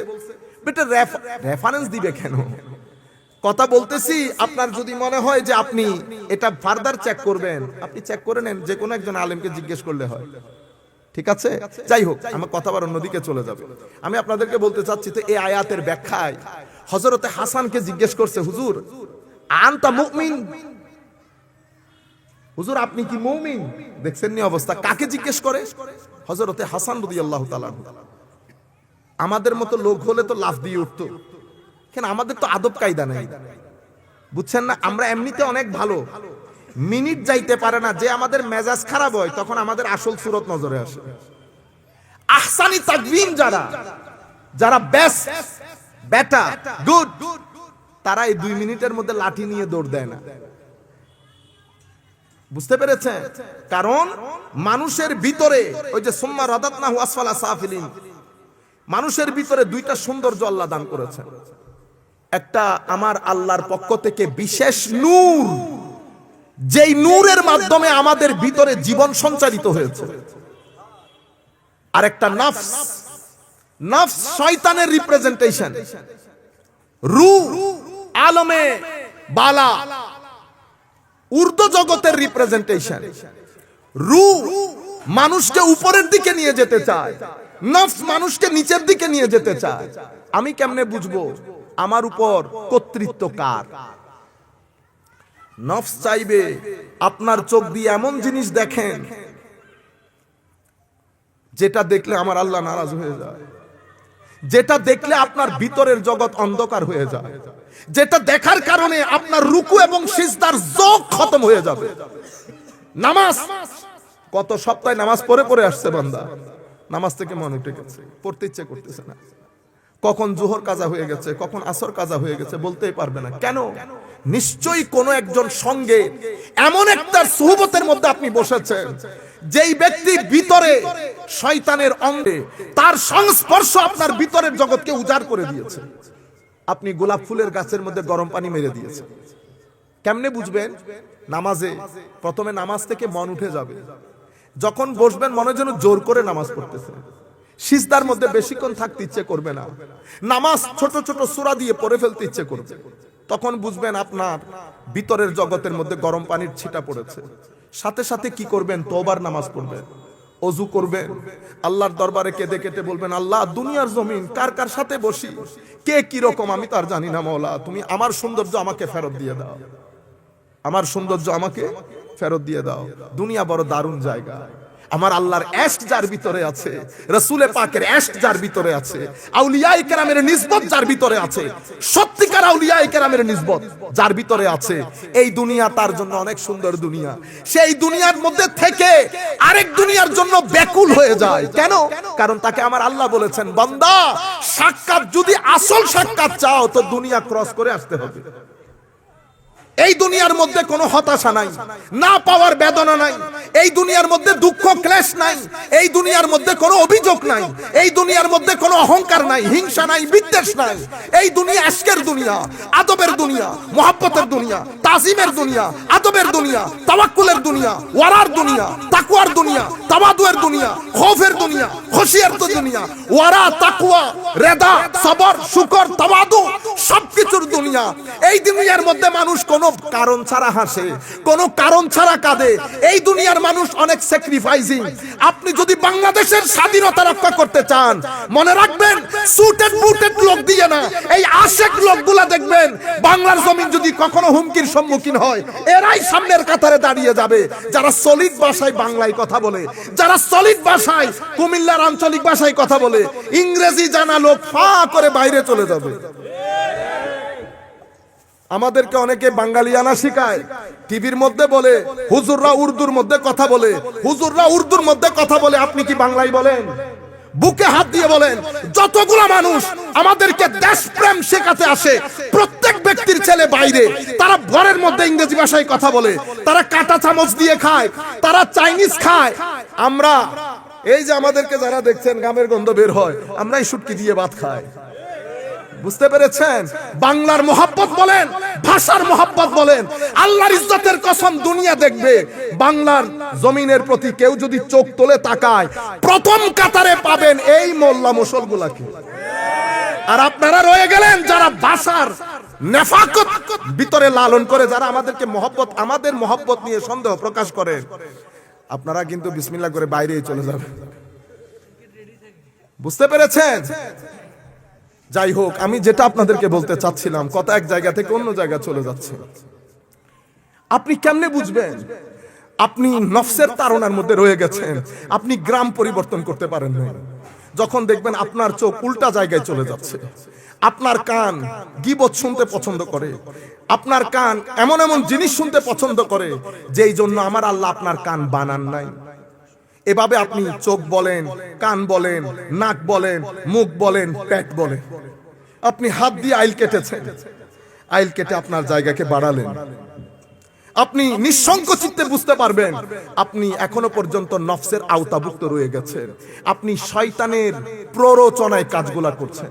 আপনি যখন নেফাকত করবেন, আপনি যখন মিথ্যা বলবেন, আপনি যখন মানুষের সামনে অতি চালাকি দেখাবেন, মানে কেউ বুঝতেছেন আপনি বহুত চালাক, চালাক আপনি না, চালাক আপনি না। আর একটা কাজ করবেন, পৃথিবীর মানুষকে কখনো চালাকি দেখাতে যাবেন না। কেন? আমার আল্লাহর লাগে বেশি সেটা। কারণ কি? কারণ এটা আমরা তো আল্লাহর বান্দা। আপনি আমাকে ধোঁকা দিতে পারবেন, আমার যিনি মালিক ওনাকে না। এজন্য মানুষের গায়ে কখনো হাত তুলবেন না, মানুষকে কখনো ধাক্কা দিয়ে কথা বলবেন না, মানুষকে কখনো এমনে করে তাকাই, হ্যাঁ রাগ উঠে, রাগ উঠে, যখন রাগ উঠবে, আর আমরা যারা বর্তমানে এখানে আছি, এটা সহজ না, আমরা আস্তে আস্তে করবো, আল্লাহর দরবারে তৌফিক চাইবো। বুঝতে পেরেছেন? ধৈর্য, সবর। যেই জাতির মধ্যে ধৈর্য বেশি সেই জাতি সভ্য বেশি, যেই জাতির মধ্যে ধৈর্য কম সেই জাতির মধ্যে সভ্যতা কম। যখন ধৈর্য বাড়ে তখন আপনি সেই জাতির রাস্তাঘাটে দেখলে বুঝবেন এই জাতির মধ্যে সভ্যতা আছে, এই জাতির মধ্যে ধৈর্যও আছে। যখন রাস্তাঘাট দেখবেন পৃথিবী মানুষ কতটা সভ্য, সেটা যে কোনো একটা দেশের রাস্তাঘাট দেখলে বুঝতে পারবেন। আপনি শুধু রাস্তার মধ্যে গিয়ে 1 মিনিট দাঁড়িয়ে বুঝতে পারবেন এই দেশের মানুষ কতটুকুন সভ্য। আপনি বুঝতে পেরেছেন? আমি সিম্পল সচেতনতাগুলো আপনাদেরকে বলছি আর কি। ধরেন আমি রেস্টুরেন্টের ব্যবসা করি, রেস্টুরেন্ট আছে, আমি খাদ্য টাদ্য পরোটা টরোটা বানাই, সেখানে উদাম করে রেখে দিয়েছে, সেখানে কিন্তু ময়লা পড়তেছে, পড়তেছে না? ময়লা যে পড়তেছে সেটা আমি জানি, সেটা আমি জানি। তো এখন এই পরোটাগুলো আরেকজন খাইলে তার পেটে অসুখ হয়। এই যে বাংলাদেশের, আপনি বলেন না গড়াই কমে গেছে, গড়াই কমে গেছে, তো গড়াই কমবে না? গড়াই কমার পিছনে আমারও হাত আছে, আপনারও হাত আছে। আপনারা বুঝতে পেরেছেন? যাই হোক, এগুলা হচ্ছে নফসের তাড়না। আপনি যখন দেখবেন চোখ, হায় হায়, কেন যেন চোখের মধ্যে হায়া চলে এসেছে, এখন আর এগুলা ভালো লাগছে না। কানের মধ্যে কেন যেন কেউ গালিগালাজ গীবত করলে কেমন যেন ঘুটঘুটে একটা খারাপ লাগে, তখন আপনি বুঝবেন আপনি রুহের গ্রামে চলে এসেছে। আমার আল্লাহ রাব্বুল আলামিনের ওই নূরের ওই জায়গার মধ্যে আপনি চলে এসেছেন। যখন এখানে আসবেন তখন আপনি আরো যেতে চাইবেন। দেখবেন তিলাওয়াতে কোরআন তখন ভালো লাগছে, নামাজ পড়তে ভালো লাগছে। তখন মানুষের সাথে খারাপ ব্যবহার করলে ভিতর দুক দুক দুক দুক করে, আমরা কি বলি, বুক ধরে গেছে। কেন বুক ধরে গেল? কারণ আপনি এমন একটা জিনিস করছেন যেটা আপনার মন পছন্দ করে না, সেই কারণে আপনার বুকটা ধরে গেছে। তো এই জায়গার মধ্যে আসতে হলে, এটা ধরে রাখতে হলে, কারণ এটা তো কণ্টকাকীর্ণ রাস্তা। আপনি এখন ওই গ্রাম থেকে বের হয়ে এই গ্রামে আসতেছেন। এই যে আমি আপনাকে বলেছি এই দুনিয়া, এখানে এখানে কাচের কিছু ভাঙা চোরা পড়ে আছে, সাপ, বিচ্ছু, বাঘ, সিংহ, টাকা পড়ে আছে। আমি যখন যাচ্ছি পিছন থেকে একজন আমাকে ডেকে বলতেছে, উম্মত সাবধান। কি বলেছে? উম্মত সাবধান। যিনি ডাক দিয়েছেন ওনার নাম মুহাম্মদুর রাসূলুল্লাহ। আমার আল্লাহ পবিত্র কোরআনের মধ্যে কি সুন্দর করে বলছে দেখেন, রব্বানা ইন্নানা সামি'না মুনাদিয়ান ইউনাদি।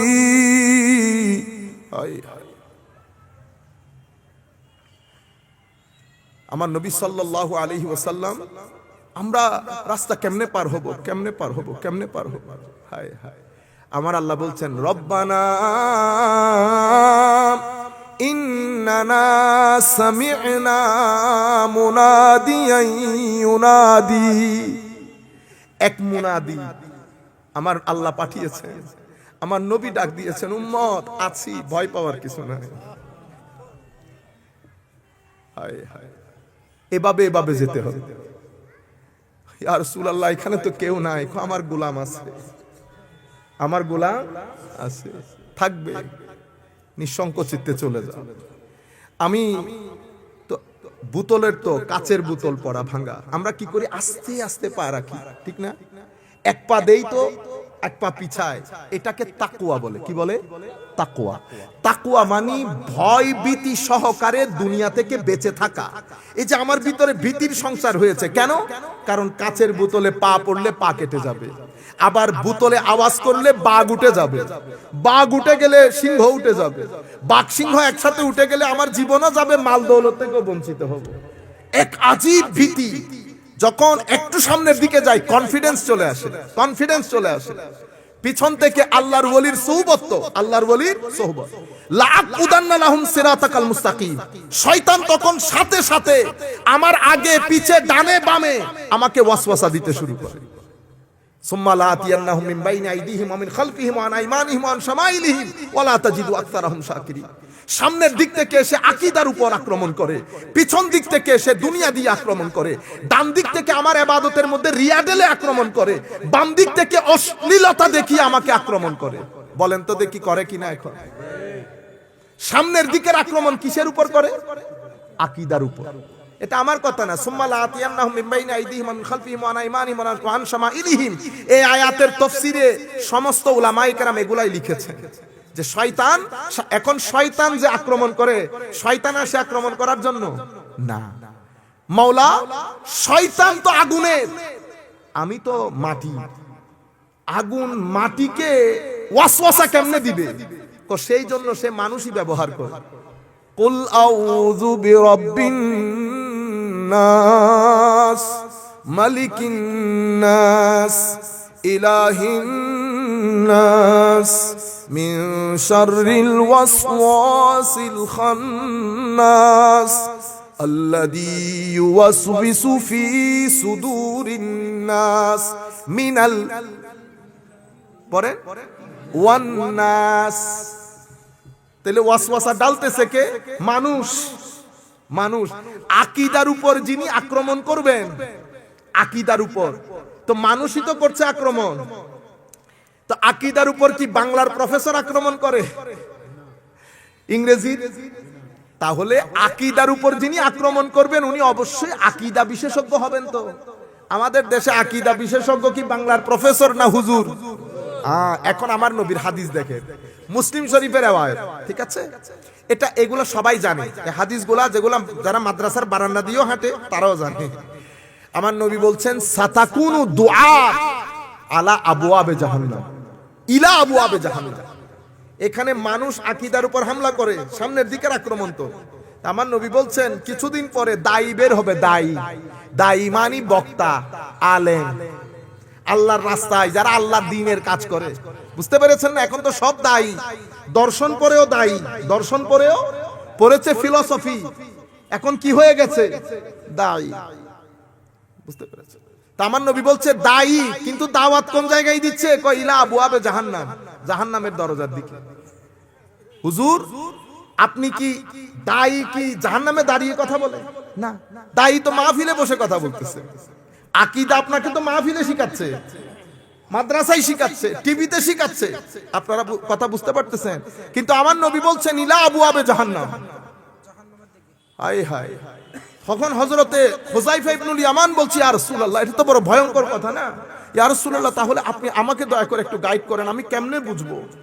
আমার নবী বলতেছে, ইয়া রাসূলুল্লাহ, কিছু বৈশিষ্ট্য বর্ণনা করেন, কেমনে চিনবো? আমার নবী সাল্লাল্লাহু আলাইহি ওয়াসাল্লাম বলতেছেন বৈশিষ্ট্য আর করবে, ইয়াতাকাল্লামুনা বিআলসিনাতিনা, কথা তো আমাদের মতো করেই বলে কোরআন হাদিস থেকে।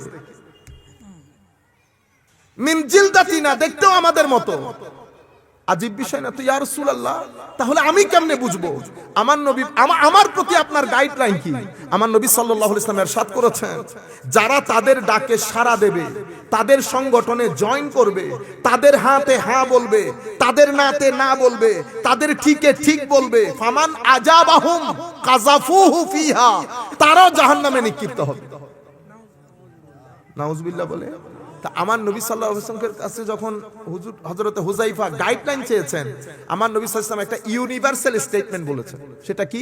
আমার নবী বলেছেন ফালজাম জামাআতাল মুসলিমিন ওয়া ইমামাহুম, অর্থাৎ মুসলমানের সংখ্যাগরিষ্ঠ লোক অথবা মুসলিম উলামায়ে কেরামের সংখ্যাগরিষ্ঠ যেখানে থাকবে তাদের সাথে থাকবে, তাদের থেকে বিচ্ছিন্ন হবে না। যদি তাদের থেকে বিচ্ছিন্ন হও, ফামান সাজ্জা সাজ্জা ইলান নার, তারা জাহান্নামে নিক্ষিপ্ত হবে। হুযায়ফা বলতেছেন, ইয়া রাসূলুল্লাহ, যদি বুঝে না আসে? তখন আমার নবী বলেছেন ফাতাজিল তিলকাল ফারাক কুল্লাহা, সব মানুষ থেকে আলাদা হয়ে যেভাবে তুমি দিনদারি করতেছো, ঘরে থাকো, গুনার জন্য কান্নাকাটি করো, যদি শিকড় খেয়েও জীবন ধারণ করতে হয় গাছে, এভাবে জীবন ধারণ করো, সবার থেকে নিজেকে গুটিয়ে নাও। আমার নবী আর কি করে বলবে? বুঝতে পেরেছেন? এরপরে আমার নবী সাল্লাল্লাহু আলাইহি ওয়াসাল্লাম আরো বর্ণনা দিয়েছেন এই দল এইটার এই বিষয়ে।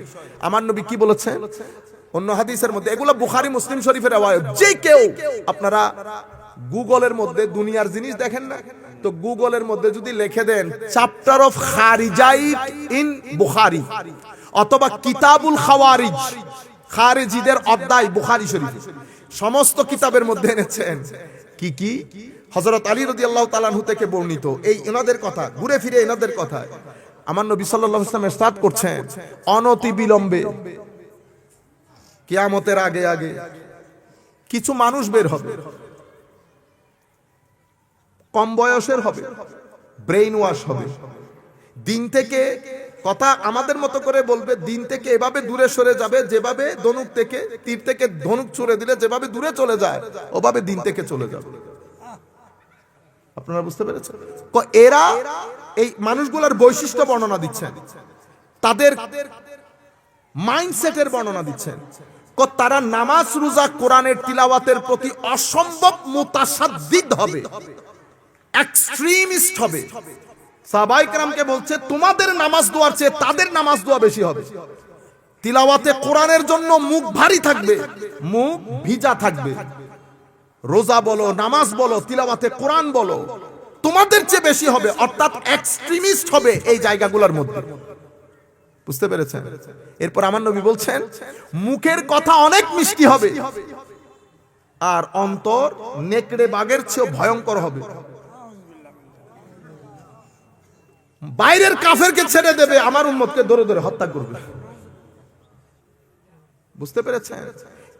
এইভাবে আমার নবী প্রায় 36 থেকে 37টা বৈশিষ্ট্য বর্ণনা দিয়েছেন। এবং আমার নবী এও বলেছেন আসমান আর জমিনের মধ্যে সবচেয়ে খারাপ জিনিস এরা। সুম্মা রাদাদনাহু আসফালা সাফিলা। আমার নবী মাইন্ডসেটটা বর্ণনা দিয়েছেন, কিন্তু আমার নবী গাইডলাইন কি দিয়েছেন? উম্মতের সংখ্যাগরিষ্ঠ অথবা মুসলিম উলামায়ে কেরামের যে সংখ্যাগরিষ্ঠ বডি, মেজরিটি বডি। বুঝতে পেরেছেন? গত 1300 বছরে মুসলিম উলামায়ে কেরাম এবং সাধারণ মানুষের মেজরিটি বডি আকায়েদি আইডেন্টিটি আহলুস সুন্নাত ওয়াল জামাত, এই নামটাকে পর্যন্ত কালার করে ফেলেছে সাধারণ ছেলেপুলেদের সামনে। 1-2 বছর না তো, গত 1300 বছরে উম্মতে মুহাদ্দিস বলেন, মুফতি বলেন, মুফাসসির বলেন, পৃথিবীর যেই প্রান্তে যাবেন যান, উম্মতের সংখ্যা গরিষ্ঠ মেইন স্ট্রিমের আকায়েদি আইডেন্টিটি আহলুস সুন্নাত ওয়াল জামাত। আমি কি মুসলমান না? অবশ্যই আমি মুসলমান, আমার নাম মুসলমান, কিন্তু একটা অবস্থার পরিপ্রেক্ষিতে উম্মতে মুসলিমাকে বাঁচানোর জন্য কুল কায়নাতের উলামায়ে কেরাম এই নামটার উপর ঐক্যমত্য পোষণ করেছে। আর আমার নবীর হাদিস, আমার নবী বলছেন ইন্নাল্লাহ, নিশ্চয় আল্লাহ আমার উম্মতকে কখনো কোনো পথভ্রষ্টতার উপর ঐক্যমত্য করাবে না। কেন? কারণ আমার নবী মাসুম, বেগুনাহ, কোনো খাতা নাই, বেআইব। ইয়া রাসূলুল্লাহ, আপনি দুনিয়া থেকে চলে যাওয়ার পরে আমরা যদি বেআইব, আমরা যদি এই ধরনের কোনো কিছু চাই, তো আমরা কার কাছ থেকে শরীয়তের ফতোয়া নেব? আমার নবীর এই ফুয়ুজাত দেখেন, আমার নবীর এই মাসুমিয়তের ফুয়ুজাত উম্মতের নসিব হয়েছে, একার না। কি বলেছে আমার নবী? আমার নবী বলছেন উম্মত যখন কোনো কিছুর উপর ঐক্যমত্য হয়ে যাবে, আমার আল্লাহর কুদরতির এবং রহমতের হাত থাকবে ওই ঐক্যমত্য অভিমতের উপর। তারপরে আমার নবী কি বলে দিয়েছেন?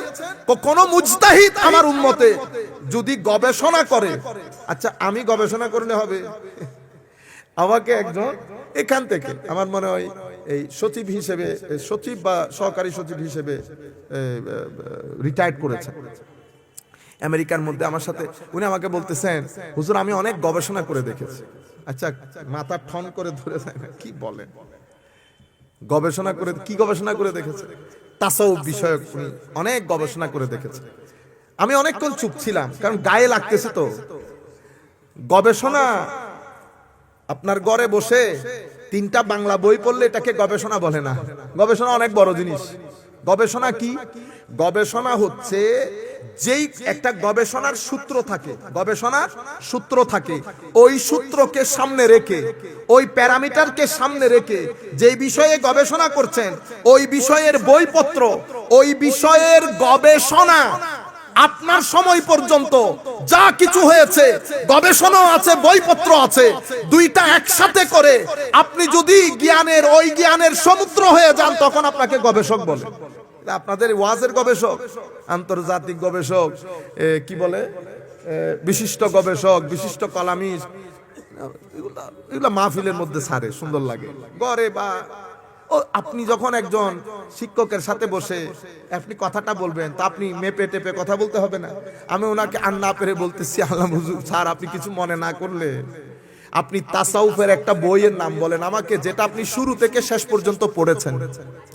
আমি আপনাকে বাংলা বইয়ের কথা বলতেছি না, আমি আপনাকে বলতেছি তাসাউফের যে রেফারেন্স বুক, রেফারেন্স, সেই রেফারেন্স বুক থেকে একটা বই বলবেন যেটা শুরু থেকে শেষ পর্যন্ত পড়েছেন। কোন আমি তো আসলে আরবির লোক না, আল্লাহ আই নো দ্যাট, আপনি আরবির লোক না, তো আপনি বলতেছেন স্যার আপনি গবেষণা করে দেখেছেন। এই কথাগুলো আল্লাহর ওয়াস্তে বলবেন না, এগুলো খুব গায়ে লাগে, সব জিনিসকে হালকা করে ফেলতেছে। এরপরে আপনারা আমাদের মতো কতগুলা জাহেল মূর্খকে তুলে ধরার সময় ও আল্লামা, ও আন্তর্জাতিক, মানুষ কি মনে করে আন্তর্জাতিকের সাইজ এটা নি। তো আমি যখন আসল আন্তর্জাতিককে বসাই দেই, ও মজলিস থেকে উঠে চলে যায়। ও চলে যাচ্ছেন কেন? উনি বড় আন্তর্জাতিক, তখন দেখছি আন্তর্জাতিক আগে। বুঝতে পেরেছেন? এটা অবশ্য বলা উচিত হবে না, তবুও বলি। আমাদের এখান থেকে একজন আলেম গেছেন, একজন আলেম গেছে, আমাদের বাইরা যারা চুল, বুঝি না, আচ্ছা, চুল কেটে ফেলেন আমাদের বাইরা অনেকে, বুঝতে পারতেছেন না আমি কি বলতেছি? তো উনি আমাদের এখানে তো সবাই মুফতি, ঠিক না? তো উনি গেছেন আজারে, এটা হচ্ছে আমাদের চোখের দেখার কথা বলতেছে। আজার মসজিদে গেছে, আসরের নামাজ পড়েছেন। তো উনি, ওনার লোকজন ওনাকে পরিচয় করিয়ে দিয়েছে আজারে দুইজন শাইখের সাথে। তো ওনার পরিচয় আল মুফতি, কি বলেছে? মুফতি অমুক। এরা তো অবাক হয়ে গেছে, মুফতি, মুফতি মানি ফেকার সমুদ্র। ডক্টরদের মাথা হালকা হয়ে গেছে না, মুফতি। তা ওনারা একেবারে ভিআইপি প্রটোকল যাকে বলে আর কি। এখন এত প্রটোকল দিছে সে আর এটা নিতেও পারতেছে না। আপনি যদি আমারে বলেন হুজুর পিএইচডি, হুজুর অমুক, হুজুর, তা আমার একটা সহ্য ক্ষমতা আছে না, কতটুক নিতে পারবো। এখন হুজুর ভিআইপি প্রটোকল নিয়ে বের হওয়ার সময় হুজুরের একটা লাল রুমাল ছিল, হ্যাঁ, ওইটা নিয়ে মসজিদের বাইরে এসে বিছাইছে, আমার মাদ্রাসার জন্য কিছু কিছু থাকলে একটু দিবেন। আপনারা বুঝতে পারছেন? আপনারা পুরো বরবাদ করে দিলেন না নামটা। এখন এটা একটা মুসলিম দুনিয়ার মধ্যে করেছেন বিদায় আমাদের বাংলাদেশের বদনাম হয়েছে। আপনি যদি সেটা কোন নন মুসলিমের কাছে করতেন, আমার নবীর গায়রতে দিন বরবাদ হয়ে যেত না। সে কি মনে করতে এটাই নি মুসলমান? আরেক ভদ্রলোক এখান থেকে আমার নিজের সাথে, ইংল্যান্ডের মধ্যে, আমি একটা ফার্মে জব করি, তখন এখান থেকে গেছে, বুঝতে পারতেছেন তো আমি কার কথা বলতেছি। এখান থেকে গেছে বড় আলেম, বড় জন। আমার চেয়ারম্যান আমাকে ডেকে বলতেছে তোমার বাংলাদেশ থেকে, চট্টগ্রাম থেকে, চট্টগ্রামের বড় প্রতিষ্ঠানের বড় জন আমাকে বলতেছে তোমার চট্টগ্রাম থেকে একটা লোক আসছে। আমি তো দেখে, আমি মাস্ক পরে, আমাকে জিজ্ঞেস করতেছে আপনি কি চট্টগ্রামের? আনলাম না, আমি জন্ম চট্টগ্রামের, আমি চট্টগ্রামে থাকি না, কারণ আমি তো চিনতেছি। ওরা আমাকে বলতেছে তুমি একটু বিভিন্ন ফ্যাক্টরিতে নিয়ে যাও, উনি রোজার মধ্যে টাকা তুলতে গেছেন। আমার তো বুঝতেছেন না, মানে শুধু মানে হার্ট ফেল করার বাকি। এক ফার্মে গেছি, মুসলমানের ফার্ম, মুসলমানের হলে তো লাভ না, ওখানে কাজ করতেছে সব ইংলিশ। সে বেল দেয়, আমাকে বলে আপনি একটু কথা বলেন। আল্লাহ না, আমি পারবো না, আপনি কথা বলেন। আমি বেটা বাপের কাছ থেকে টাকা চাই না, মানুষের কাছ থেকে টাকা চাই। দিছে, ওই বলতেছে how can I help you. তারা যেভাবে কথা বলে আর কি, আমি কিভাবে সহযোগিতা করতে পারি। হুজুরের কথা দেখেন, আসসালামু আলাইকুম ওয়া রাহমাতুল্লাহ, কারে সালাম দিছে এখন? ও ইংলিশকে। ও বলতেছে ইন্টারকম, তো বাইরে ইন্টারকম দিয়ে এমনি চাপ দিছে, ওখানে ভিতরে দরজা খুলে দেওয়ার জন্য। ও সালাম দে, ও বলতেছে আমি কিভাবে সহযোগিতা করতে পারি, কেন এসেছেন? হুজুরে বাইরে থেকে, আসসালামু আলাইকুম ওয়া রাহমাতুল্লাহ, I came from Chittagong, we need some মানি।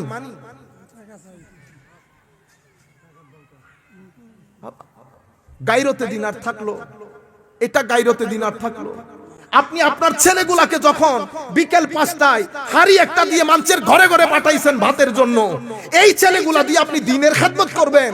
যাকে মূলের মধ্যে আপনি তার গায়রত নষ্ট করে দিয়েছেন, এমন ব্যক্তি দিয়ে আপনি দিনের খেদমত করাবেন? সেই কারণে বড় দেখলে ভয় পেয়ে যায়, আমরা বড় দেখলে ভয় পেয়ে যায়, পার্সোনালিটি খতম করে দিয়েছে। আল্লামা ইকবাল বলছে, গলা তো গোট দিয়া আহলে মাদ্রাসা নে তেরা, কাহা সে আয়ে সাদা লা ইলাহা ইল্লাল্লাহ। লা ইলাহা ইল্লাল্লাহর স্লোগানে যখন কুল কায়নাত প্রকম্পিত হচ্ছে, কিছুই করতে হয় নাই, শুধু বলা হয়েছে আসতেছে আসতেছে, ময়দান সাফ হয়ে গেছে, এক জবান এক কথা, লা ইলাহা ইল্লাল্লাহ। আজকে কই সে লা ইলাহা ইল্লাল্লাহ? আল্লামা ইকবাল বলছে, গলা তো গোট দিয়া আহলে মাদ্রাসা নে তেরা, মাদ্রাসার মধ্যে পড়ে সদকা ফিতরা যাকাত, ঘরে ঘরে গিয়ে ভাত তুলা চাল তুলা, রাস্তার মধ্যে ছেলে কতগুলাকে দিয়ে দেয় মাদ্রাসার চাঁদা তোলার জন্য, যারা নিয়ে নিয়ে খাবে তাকে দিয়ে আর যাই হোক দ্বীনের খেদমত হবে না, তাকে দিয়ে উগ্রবাদিতা হবে, তাকে দিয়ে ভাঙচুর হবে, তাকে যদি আপনি 5 টাকা দেন সে আপনার সিনার উপর উঠে আপনাকে ছুরি চালিয়ে দেবে, ছুরি চালিয়ে দেবে। হয় নাই সেটা নুরুল ইসলাম ফারুকী রহমতুল্লাহ আলাইকে? হয় নাই? কে করেছে? পৃথিবী জানে কে করেছে, কারা জবাই করে। এটা তো ইয়েজিদি সংস্কৃতি। কি সংস্কৃতি? ইয়েজিদি সংস্কৃতি। যারা ইয়েজিদের দিকে সফট কর্নার রাখবে তারা ওই জবাইকৃত সংস্কৃতির part and parcel, part and parcel. জিহাদের মতো আজিম জিনিসকে বরবাদ করে রেখে দিয়েছে।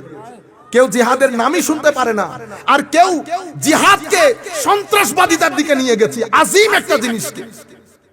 যে জিহাদের মধ্যে আমার নবী যখন বদরের প্রান্তরে যাচ্ছে, সাহাবায়ে কেরামকে বলছেন, খবরদার, কোন বৃদ্ধ হত্যা হবে না, কোন মহিলা হত্যা হবে না, কোন নন কমব্যাটেন্ট, যারা যুদ্ধে আসে নাই, সাধারণ জনগণ যার যার কাজে আছে, তাদেরকে হত্যা করা যাবে না, কোন শস্য ক্ষেত্র জ্বালিয়ে দেওয়া যাবে না, কোন রেসিডেন্সিয়াল এরিয়া জ্বালিয়ে দেওয়া যাবে না, কোন ধর্মের ধর্মযাজককে মারা যাবে না, কোন ধর্মের প্রতিষ্ঠান উপাসনালয় জ্বালিয়ে দেওয়া যাবে না। আমার নবী 1300-1400 বছর আগে যুদ্ধের আদব শিখিয়েছেন। আজকে আপনি জিহাদের নাম দিয়ে বোমা মেরে মানুষ উড়াই দেন নাই? সবাই কি কমব্যাটেন্ট ছিল? সাধারণ মানুষজনের ইমোশন আপনারা গ্রহণ করেন কি আমাদের উপর জুলুম করেছে। মনে রাখবেন, এক যুদ্ধের মধ্যে হযরতে হারেসা রাদিয়াল্লাহু তাআলা আনহু, আনসারী সাহাবী, বলছে, যুদ্ধের মধ্যে ছিলাম, হযরত হারেসা বলছে, আমি নিজের চোখে দেখেছি এরা আমার অসংখ্য ভাইকে শহীদ করতে। তারপরের দিন সকালবেলা আমি এবং এক আনসারী সাহাবী, ওই ব্যক্তি, তাদের মধ্যে থেকে একজনকে দেখলাম। দেখার পরে ওই ব্যক্তি সাথে সাথে কলমা পড়ে ফেলেছে। কলমা পড়ার পরে আমি পিছনে চলে গেলাম। কলমা পড়ে যে ফেলেছে তার সাথে আমার কোনো যুদ্ধ নাই। হযরত হারেসা বলছে সে ভয় করে কলমা পড়েছে। আমি তো তাকে ছাড়ছি না। আমি গত রাতে অনেক ভাইকে হত্যা করতে দেখেছি। লা ইলাহা ইল্লাল্লাহ পড়ার পরও হযরত হারেসা হত্যা করে। হত্যা করার পরে যুদ্ধে জয়লাভ করে যখন মদিনা শরীফ ব্যাক করে, যুদ্ধে ওনারা মদিনা শরীফ ফেরত আসার আগে খবর আমার নবীর দরবারে চলে যায়, হযরত হারেসা এক মানুষকে কলমা পড়ার পরও হত্যা করেছে। যখন হযরত হারেসা জানতে পেরেছে যে আমার নবীর দরবারে খবর পৌঁছে গেছে, হযরত হারেসা আল্লাহর নবীর দরবারে যায়। আমার নবী শুধু হারেসাকে বলে, তুমি এই মানুষটাকে হত্যা করলা কালমা পড়ার পরে। হযরত হারেসা বুঝানোর চেষ্টা করতেছে আল্লাহ রাসূলকে, ইয়া রাসূলুল্লাহ, এই ঘটনা ঘটেছে, এভাবে ঘটেছে। আমার নবী বলছে, না, আতাকতালহু বাদান ক্বাল লা ইলাহা ইল্লাল্লাহ কাতালতাহু, তুমি তাকে লা ইলাহা ইল্লাল্লাহ বলার পর হত্যা করলা। ইয়া রাসূলুল্লাহ, উনি এই করেছেন, উনি তার আগের দিন। আমার নবী শুধু এই কথাই ইউকাররিরুহা, আমার নবী এই কথাই বারবার তাকরার করছেন, বারবার বলছেন, হারেসা, কলমার পরেও তুমি তাকে হত্যা করে দিলা, শাহাদাতের পরেও তুমি তাকে হত্যা করে দিলা। হযরত হারেসা বলছেন, আমার মনে হচ্ছে কাশ আমি যদি ওই দিনের আগ পর্যন্ত ইসলামই কবুল না করতাম, আমাকে এই যুদ্ধের ময়দানে যেতে হতো না। এরপরে আমার নবীকে বলছে, হুজুর আমার জন্য আল্লাহর দরবারে দোয়া করেন। তখন আমার নবী বলছে, হারেসা, তুমি লা ইলাহার পরেও তাকে হত্যা করে দিলা। কিয়ামতের ময়দানে এই মানুষ যদি লা ইলাহা ইল্লাল্লাহ নিয়ে আল্লাহর দরবারে ওঠে, তোমার জবাব কি হবে? আপনারা আজকে জিহাদের নাম দিয়ে কথাই কথাই মানুষজনের মধ্যে উত্তেজনা তৈরি করেন। মানুষের ভিতরে ক্ষোভ আছে, রাগ আছে। সবার ফাইন্যান্সিয়াল স্ট্যাটাস এক ধরনের না। কেউ টাকা নাই, পয়সা নাই, ঘরের মধ্যে ঝগড়া ফাসাদ, এক এক সমস্যায় এক এক মানুষ জর্জরিত। আপনি এই খেটে খাওয়া মানুষগুলাকে 2 টাকা 10 টাকা দিয়ে আপনি যদি ফুসলে তুলেন, উগ্রবাদিতার দিকে নিয়ে যান, জাতিকে কন্ট্রোল করা যাবে? জাতির মধ্যে আইন শৃঙ্খলা পরিস্থিতি ভালো রাখা যাবে? যাবে। সেই কারণে একটা জাতির জন্য, সত্যিকার দিন প্রচারের জন্য ঢাকা বিশ্ববিদ্যালয় যেমন দরকার, তার চেয়ে বেশি দরকার খানেকা। যেই জাতি খানেকা তুলে দিয়েছে, সেই মুসলিম জাতির দেশ থেকে দ্বীনের রূহ বরবাদ হয়ে গেছে, শুধু জিসিম রয়ে গেছে। দুবাইতে যারা থাকে, আরব বিশ্বের কুয়েতে যারা থাকে, কাতারে যারা থাকে, জিজ্ঞেস করে দেখেন জুমাবাদে কিছু আছে? আছে?